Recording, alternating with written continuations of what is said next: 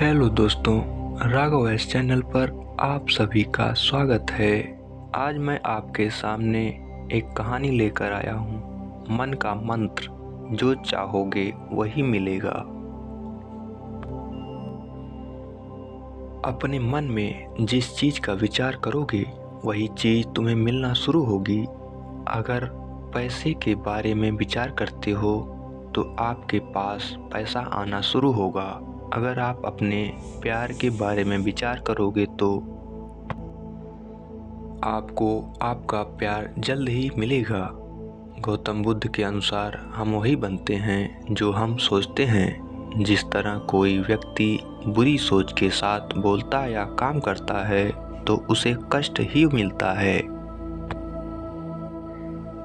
वही यदि कोई व्यक्ति शुद्ध विचारों के साथ बोलता या काम करता है तो उसकी परछाई की तरह खुशी उसका साथ कभी नहीं छोड़ती है। वही गौतम बुद्ध की यह कहानी जो आज हम आपको बताने जा रहे हैं, इसे सुनने के बाद आप जीवन की सभी समस्याओं को चुटकियों में हल करने में सक्षम रहेंगे। दोस्तों, एक बार की बात है, महात्मा बुद्ध प्रवचन दे रहे थे। प्रवचन में आसपास के बहुत से लोग शामिल थे। सभी लोग ध्यान से बुद्ध को सुन रहे थे। कुछ देर में प्रवचन समाप्त हो गया। तब लोगों ने बुद्ध को प्रणाम किया और अपने घर चले गए। पर एक युवक वहां पर बैठा ही रह गया। बुद्ध की नज़र उस युवक पर पड़ी तो वे पूछ बैठे, क्या बात है, कोई जिज्ञासा है क्या?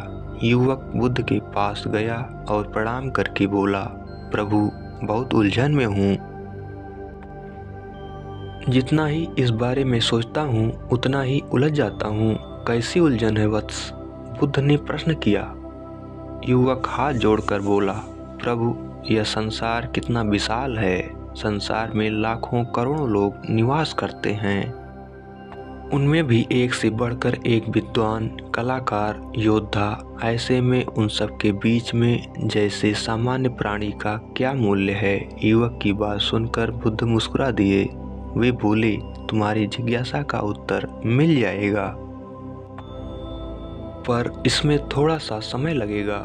क्या तब तक मेरा एक छोटा सा काम कर सकते हो? प्रभु, यह तो मेरे लिए गर्व का विषय है कि मैं आपके काम आ सकूं।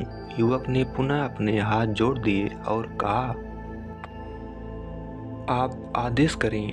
रघुवर ने युवक को एक चमकीला पत्थर देते हुए कहा, तुम्हें इस पत्थर का मूल्य पता करना है, पर ध्यान रहे इसे बेचना नहीं, सिर्फ इसका मूल्य पता करना है। जैसी आज्ञा प्रभु। ऐसा कहते हुए युवक ने बुद्ध से वह पत्थर ले लिया। उसने एक बार फिर से उन्हें प्रणाम किया और बाजार की ओर चल पड़ा। बाजार वहां से ज्यादा दूर नहीं था। युवक थोड़ी देर में वहां पहुंच गया। वहां सुबह का समय था, दुकानदार ही थे। युवक ने जिज्ञासावश इधर उधर नजर दौड़ाई। उसे एक पेड़ के नीचे एक दुकानदार नजर आया। वह आम बेच रहा था। युवक उस दुकानदार के पास पहुंचा और उसे पत्थर दिखाते हुए बोला, क्या आप इस पत्थर की कीमत बता सकते हैं? दुकानदार एक चालाक व्यक्ति था। पत्थर की चमक देखकर वह समझ गया कि अवश्य ही यह कोई कीमती पत्थर है। वह बनावटी आवाज में बोला, देखने में तो कुछ खास नहीं लगता, पर मैं इसके बदले 10 आम दे सकता हूँ। दुकानदार की बात सुनकर युवक को हल्का सा क्रोध आ गया। वह मन ही मन बताया, यह आदमी मुझे बेवकूफ़ समझता है। इतना सुंदर पत्थर और उसका मूल्य सिर्फ 10 आम ही। अवश्य ही यह झूठ बोल रहा है। युवक को चुप देखकर दुकानदार बोल उठा, क्या कहते हो, निकालूं आम? पर युवक ने दुकानदार को कोई जवाब नहीं दिया। मैं चुपचाप आगे बढ़ गया। सामने एक सब्जी वाला अपनी दुकान सजा रहा था। युवक उसके पास पहुंचा और उसे पत्थर दिखाते हुए उसका मूल्य पूछा। उस पत्थर को देखकर सब्जी वाले की आंखें खुशी से चमक उठीं। वह मन ही मन सोचने लगा, यह पत्थर तो बहुत कीमती जान पड़ता है। अगर यह मुझे मिल जाए तो मज़ा ही आ जाए। क्या हुआ भाई, कहाँ खो गए? युवक ने दुकानदार की तंद्रा तोड़ी। सब्जी वाला चौंकता हुआ बोला, कुछ नहीं कुछ नहीं, मैं तो बस मन ही मन इसकी कीमत की गणना कर रहा था। वैसे मैं इस पत्थर के बदले एक बोरी आलू दे सकता हूँ। सब्जी वाले के चेहरे की कुटिलता देखकर युवक समझ गया कि यह दुकानदार भी मुझे मूर्ख बना रहा है। मुझे किसी और से इसका मूल्य पता करना चाहिए। यह सोचता हुआ युवक आगे बढ़ गया। सब्जी वाले दुकानदार ने युवक को पीछे से आवाज़ लगाई, क्या हुआ भाई? अगर आपको यह मूल्य कम लग रहा है तो बताएं तो सही, मैं इसे बढ़ा दूंगा। पर युवक ने उसकी बात पर ध्यान नहीं दिया। वह अब इधर उधर किसी ऐसे व्यक्ति को खोजने लगा जो जानकार हो और उस पत्थर की सही मूल्य बता सके। युवक को लग रहा था कि अवश्य यह कोई कीमती पत्थर है, शायद कोई जौहरी इसका सही मूल्य बता सके। यह सोचता हुआ युवक एक जौहरी की दुकान पर पहुंचा। जौहरी अपनी दुकान को अभी खोल ही रहा था।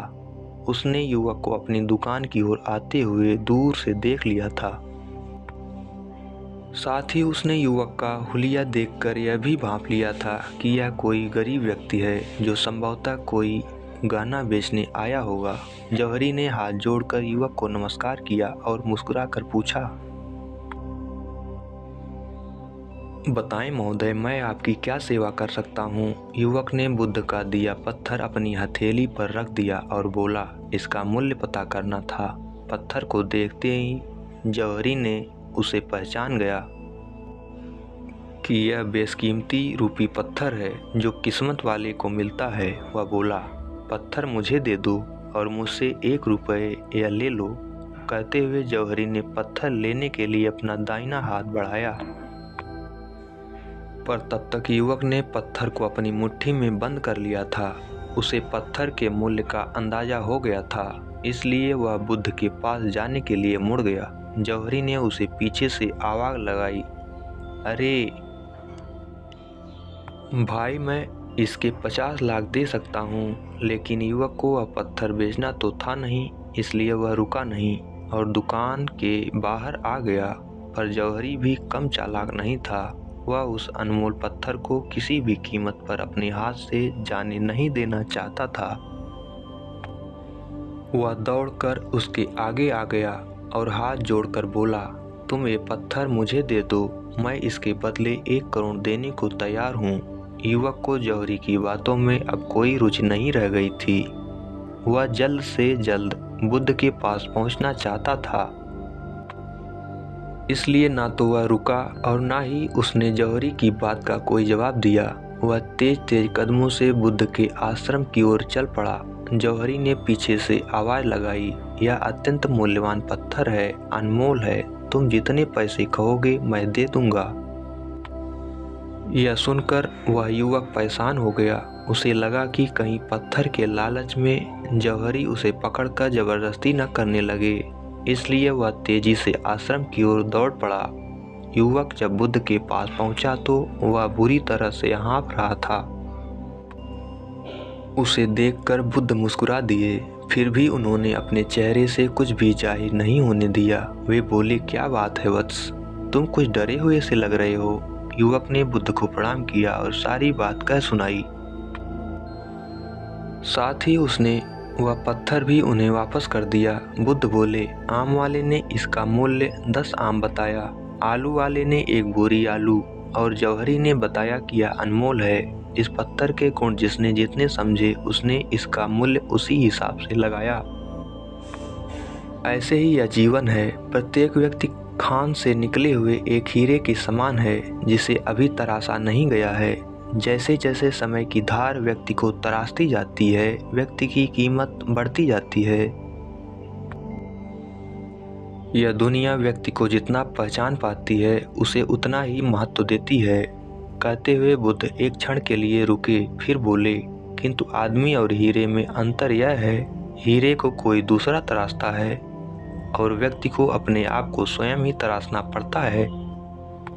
और जिस दिन तुम अपने आप को तराश लोगे तुम्हें भी तुम्हारा मूल्य बताने वाला कोई ना कोई जौहरी मिल ही जाएगा।